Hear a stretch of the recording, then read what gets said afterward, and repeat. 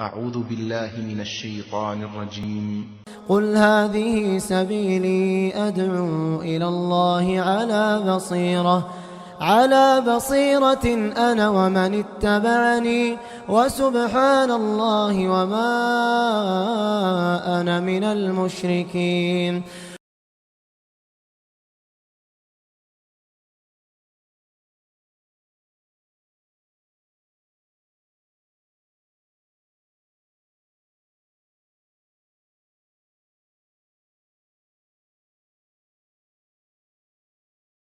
إن الحمد لله نحمده ونستعينه ونستغفره ونؤمن به ونتوكل عليه ونعوذ بالله من شرور أنفسنا ومن سيئات أعمالنا من يهده الله فلا مضل له ومن يضلله فلا هادي له وأشهد أن لا إله إلا الله وحده لا شريك له وأشهد أن محمدا عبده ورسوله. يا أيها الذين آمنوا اتقوا الله حق تقاته ولا تموتن إلا وأنتم مسلمون. يا أيها الناس اتقوا ربكم الذي خلقكم من نفس واحدة وخلق منها زوجها وبث منهما رجالا كثيرا ونساء واتقوا الله الذي تساءلون به والأرحام إن الله كان عليكم رقيبا. يا أيها الذين آمنوا اتقوا الله وقولوا قولا سديدا يصلح لكم أعمالكم ويغفر لكم ذنوبكم ومن يطع الله ورسوله فقد فاز فوزا عظيما. أما بعد فإن خير الحديث كتاب الله وخير الهدي هدي محمد صلى الله عليه وسلم وشر الأمور محدثاتها وكل محدثة بدعة وكل بدعة ضلالة وكل ضلالة في النار. فأعوذ بالله من الشيطان الرجيم. بسم الله الرحمن الرحيم. إن عدة الشهور عند الله 12 شهرا في كتاب الله يوم خلق السماوات والأرض منها 4 حرم ذلك الدين القيم فلا تظلموا فيهن أنفسكم. وقال النبي صلى الله عليه وسلم السنة 12 شهرا منها 4 حرم 3 متواليات ذو القعدة ذو الحجة والمحرم ورجب مضر الذي بين جمادی و شعبان. رواہ البخاری و مسلم. قابل احترام بزرگان، نوجوان ساتھیوں، پردہ نشین باعزت ماؤں اور بہنوں، آج کے جمعے کے خطبے کے حوالے سے میں جس موضوع پر آپ کے سامنے گفتگو کرنا چاہتا ہوں وہ ہے ماہ رجب کی شرعی حیثیت. جس ماہ اور جس ایام میں ہم گزر رہے ہیں عربی کا مہینہ وہ ہے رجب.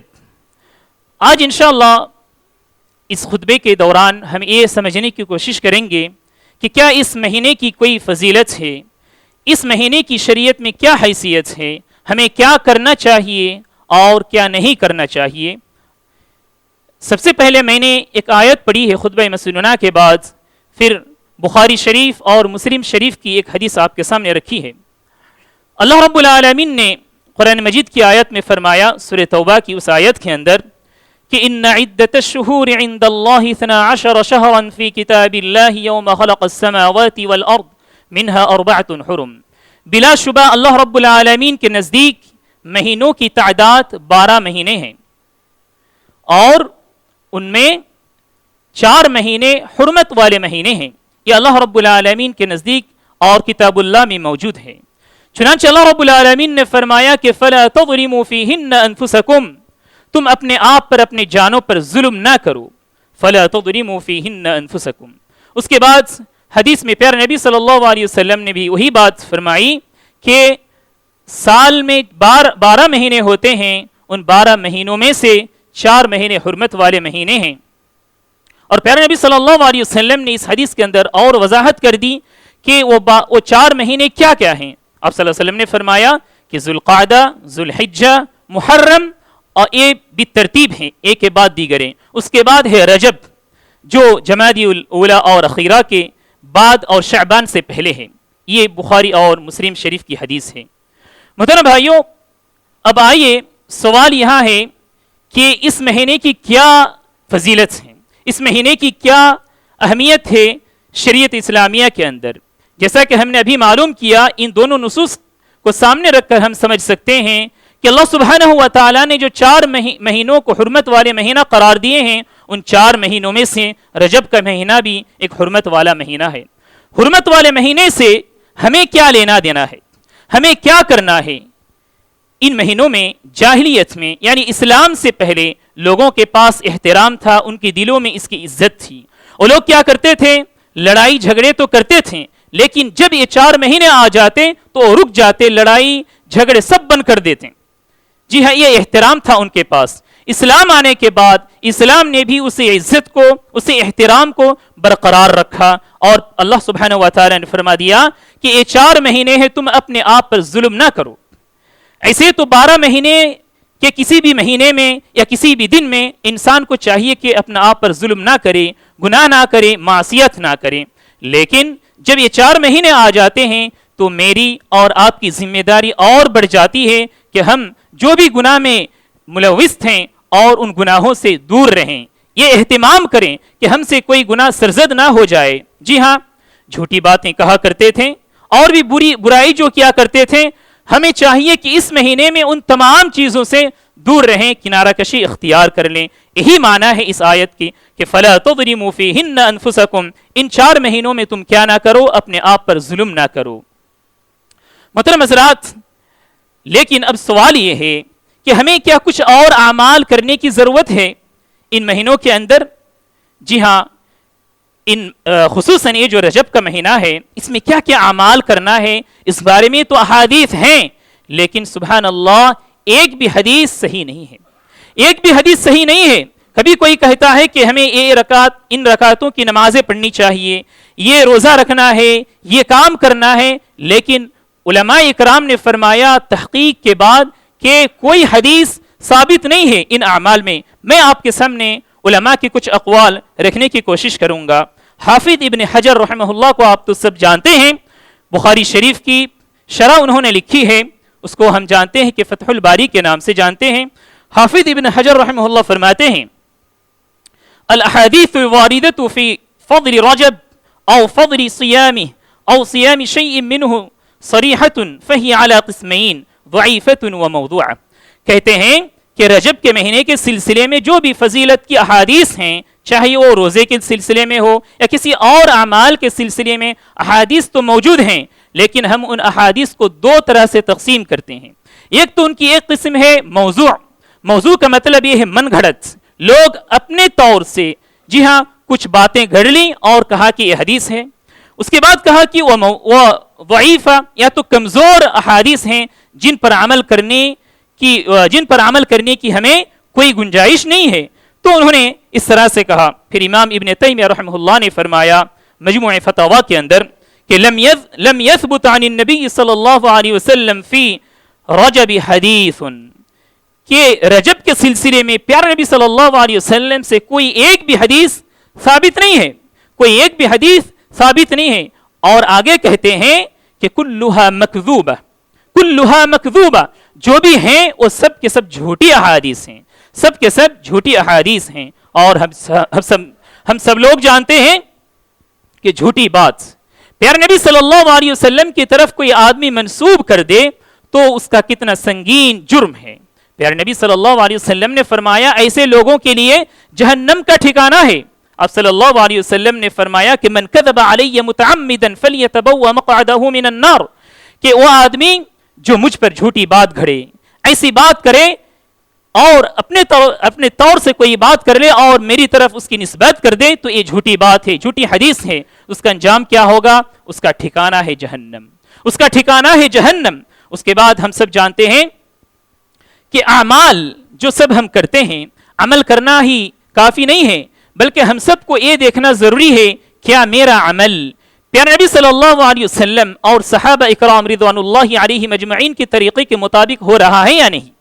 جب پیارے نبی صلی اللہ علیہ وسلم کے اعمال اور ان کے اصحاب کے اعمال کے طریقے سے ہم عمل کریں گے تو وہی اعمال اللہ رب العالمین کے نزدیک مقبول ہے۔ ہم سب جانتے ہیں اللہ سبحانہ و تعالی نے سورہ آل عمران کے اندر فرمایا کہ قل ان کنتم تحبون اللہ فاتبعونی احببکم اللہ۔ عمل کرنے کے بعد انسان کیا چاہتا ہے؟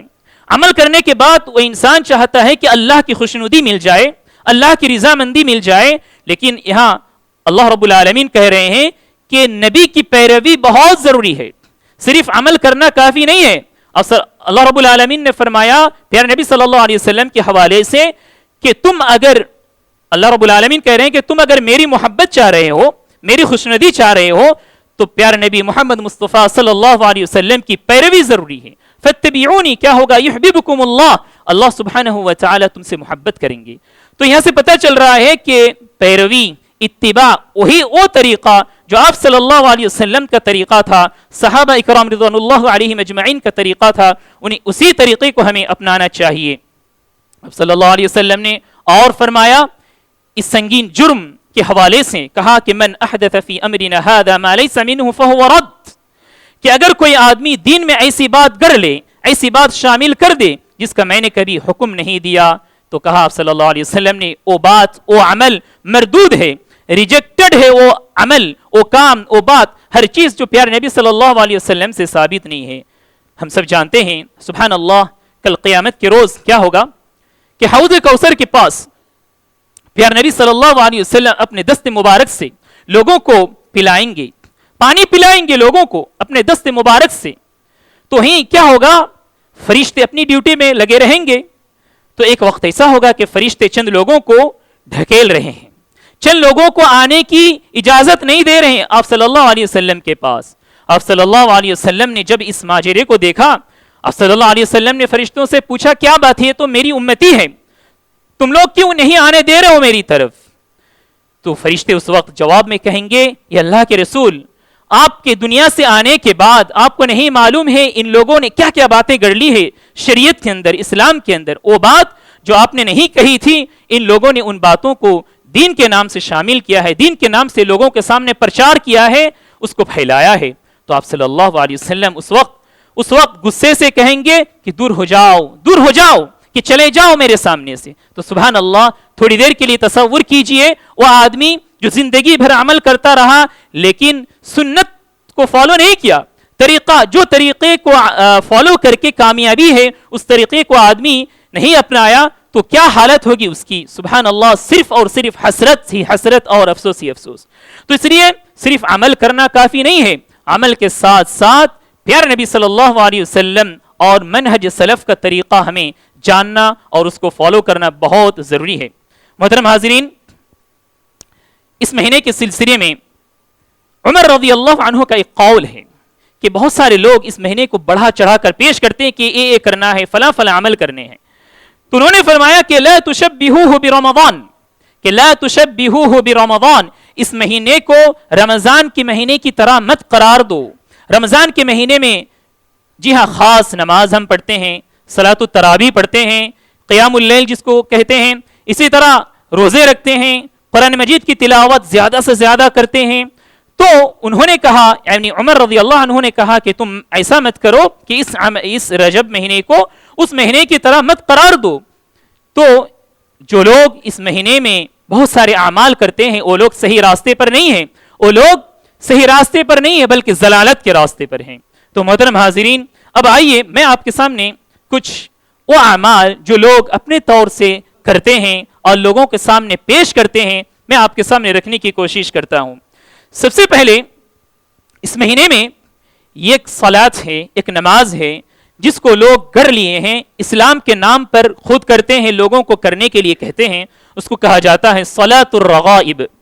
صلاۃ الرغائب کہتے ہیں. امام نووی رحمہ اللہ کا ایک قول میں آپ کے سامنے پیش کرتا ہوں. انہوں نے فرمایا کہ صلاۃ فی رجب، یعنی صلاۃ جو رجب کے مہینے میں صلاۃ الرغائب کے نام سے لوگ عمل کرتے ہیں، اور اسی طرح شعبان کے میڈل میں، شعبان کے درمیان 100 رکعت والی ایک نماز کچھ لوگ پڑھتے ہیں. اور رجب کے مہینے میں ایک نماز ہے جو مغرب سے عشاء کے درمیان، یعنی رجب کے مہینے کے پہلے جمعرات مغرب سے لے کر عشاء کے درمیان پڑھتے ہیں 12 رکعت والی نماز.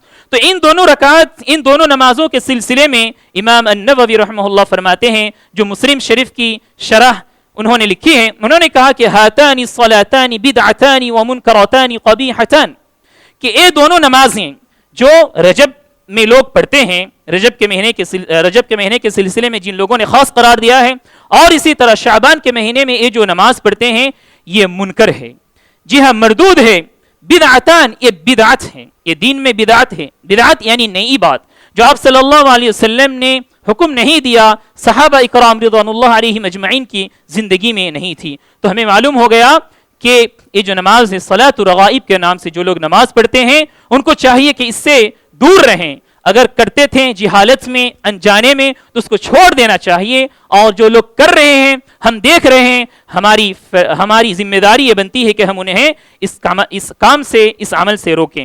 نماز تو ایک اچھی عبادت ہے، اچھا کام ہے، لیکن جیسا کہ ابھی تھوڑی دیر پہلے میں نے کہا کہ طریقہ ہونا چاہیے، صرف نماز پڑھنا نہیں چاہیے۔ ابھی ہم جمعہ کی نماز کتنی رکعت پڑھیں گے؟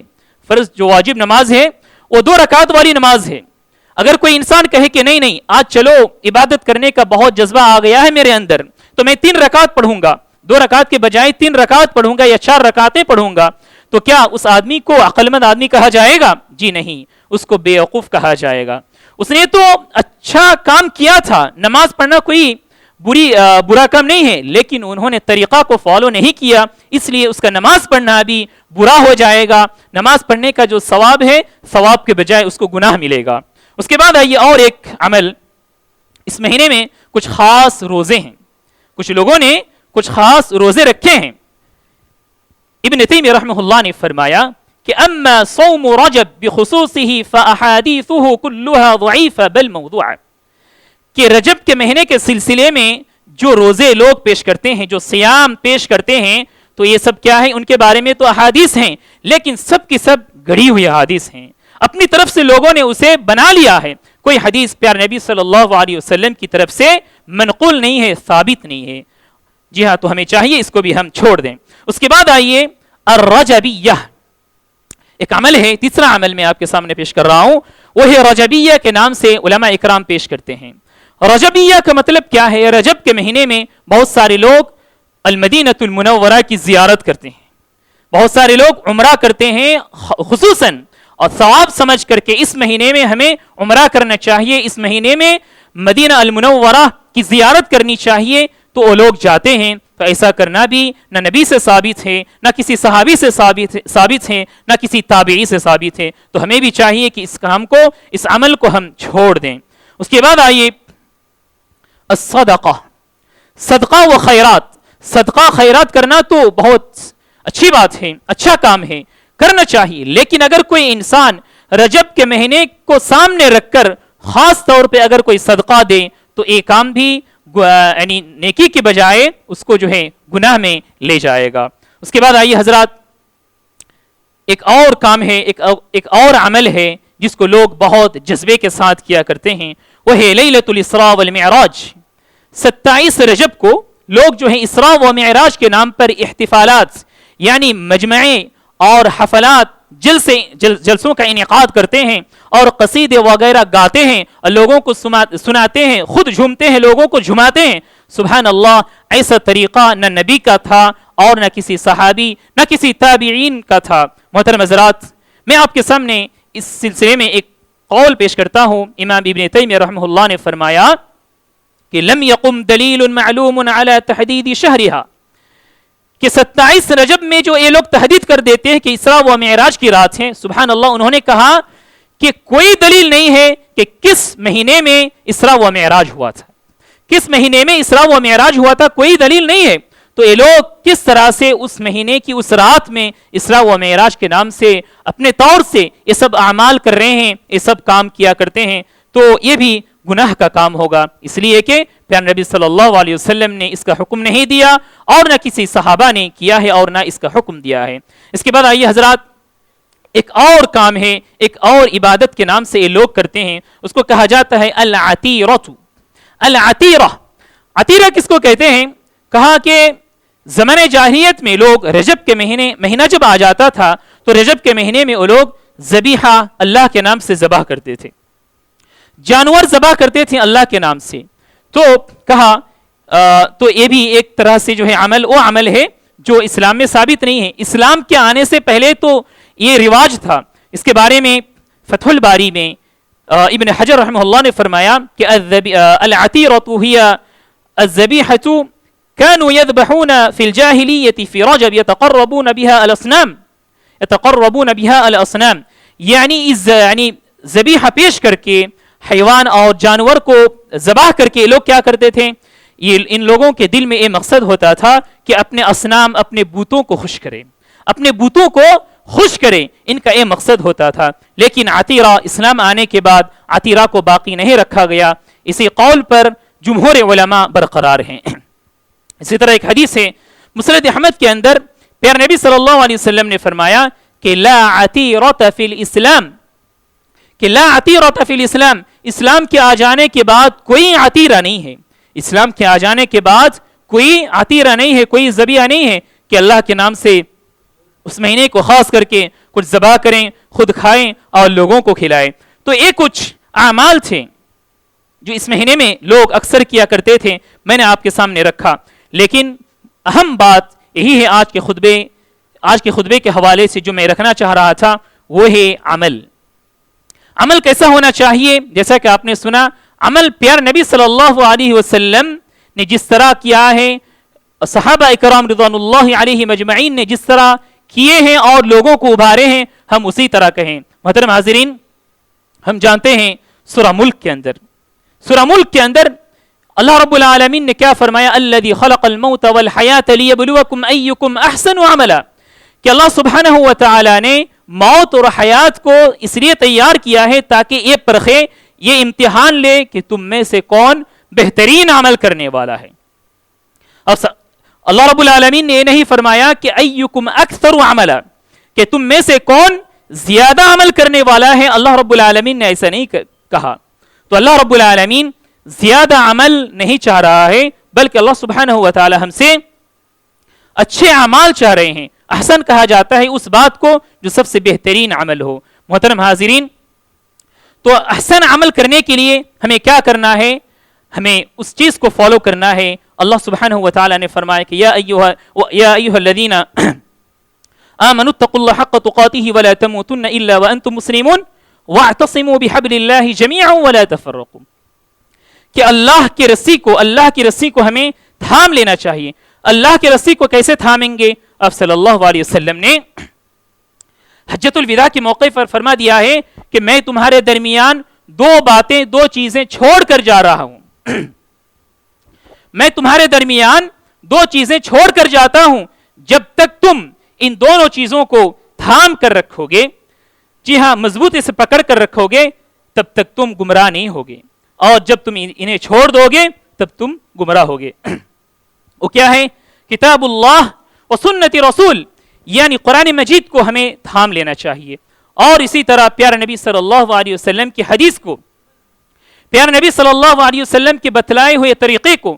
محترم حاضرین، اگر ہم آج اپنے معاشرے کی طرف نظر دوڑائیں تو اکثر لوگ جو ہیں شرک و بدعات و خرافات میں ڈوبے ہوئے ہیں.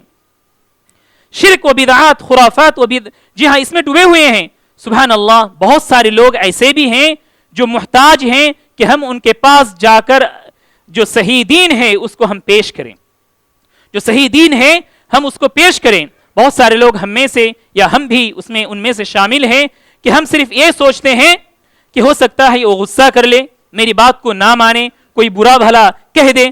تو حضرات، ایسا سوچنا نہیں چاہیے. یہ سوچ آنا یہ طبیعت کی بات ہے، فطری بات ہے.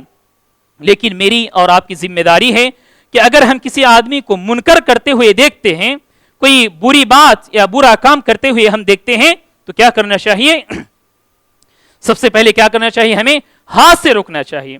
ہاتھ سے روکنے کی استطاعت نہیں ہے، ہاتھ سے روکنے کی طاقت نہیں ہے، تو پیارے نبی صلی اللہ علیہ وسلم نے فرمایا کہ زبان کو حرکت میں لاؤ، اسے تم نصیحت کرو. اگر نصیحت سے کام نہیں چل رہا ہے، اور نصیحت وہ کر بھی نہیں سکتا ہے، وہ استطاعت نہیں ہے، وہ طاقت نہیں ہے، تو کہا کم از کم اپنے دل سے اس چیز کو، اس کام کو نہ پسند کرو. اور یہ ادنا درجے کا ایمان ہے. تو محترم حاضرین، ہمارے معاشرے میں، ہمارے رشتہ داروں میں، جی ہاں ہمارے فیملی میں جو بھی اس طرح کے کام میں لت پت ہیں، ڈوبے ہوئے ہیں، ملوث ہیں، ان لوگوں کو چاہیے کہ ہم ان کو یہ نصیحت کریں، یہ سب باتیں بتلائیں کہ یہ سب کچھ بھی ثابت نہیں ہے، پیارے نبی صلی اللہ علیہ وسلم نے کچھ نہیں کہا ہے۔ محترم حاضرین، ہم سب جانتے ہیں وہ حدیث کہ کل قیامت کے روز کچھ لوگ ایسے ہوں گے جو بہت سارے اعمال کو لے کر اللہ رب العالمین کے نزدیک، اللہ رب العالمین کے دربار میں حاضر ہوں گے، لیکن ان کے اعمال مقبول نہیں ہوں گے، ان کے اعمال ٹھکرا دیے جائیں گے بہت ساری وجوہات کی بنا پر، خلوص نہ ہونے کی بنا پر، اسی طرح اتباع سنت نہ ہونے کی بنا پر، جی ہاں، اور اسی طرح جو ہے کسی دوسرے کا حق مار لینے کی بنا پر۔ تو ہم سب کو چاہیے کہ ہم پیارے نبی صلی اللہ علیہ وسلم کے منہج کو، صحابہ اکرام رضوان اللہ علیہم اجمعین کے منہج کو اپنا لیں، نہ کسی امام کی بات کو ہم سنیں، نہ کسی عالم کی بات کو۔ جب وہ عالم، جب وہ امام کتاب اللہ اور سنت رسول کے موافق، اس کے مطابق بات کرے گا، تب ہی ہم اس کی بات کو مانیں اور اس پر عمل کریں، ورنہ ہمیں چاہیے کہ ہم ان تمام کاموں سے ہم دور رہیں۔ ہم خود محفوظ رہ سکتے ہیں اور اپنے پریوار کے لوگوں کو بھی محفوظ رکھ سکتے ہیں۔ بس انہی باتوں پر میں گفتگو ختم کرنا چاہتا ہوں۔ رب العالمین سے دعا ہے کہ اللہ تعالی ہم سب کو اچھے اور نیک اعمال کرنے کی توفیق دیں، آمین۔ اللہ رب العالمین ہم سب کو صحیح و تندرست فرمائے، آمین۔ ہم میں سے جو لوگ بیمار ہیں ان کو اللہ رب العالمین شفاء عاجلہ کاملہ عطا فرمائے، آمین۔ بارك الله لنا ولكم في الآيات والذكر الحكيم إنه تعالى جواد كريم ملك بر رؤوف رحيم.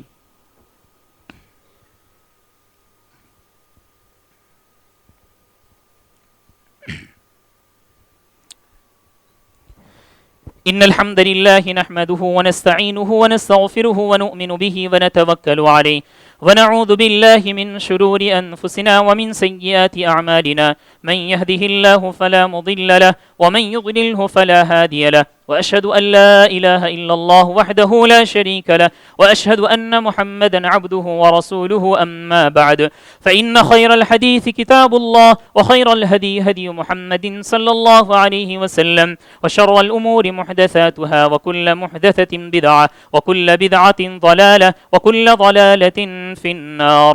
اللهم صل على محمد وعلى آل محمد كما صليت على إبراهيم وعلى آل إبراهيم إنك حميد مجيد.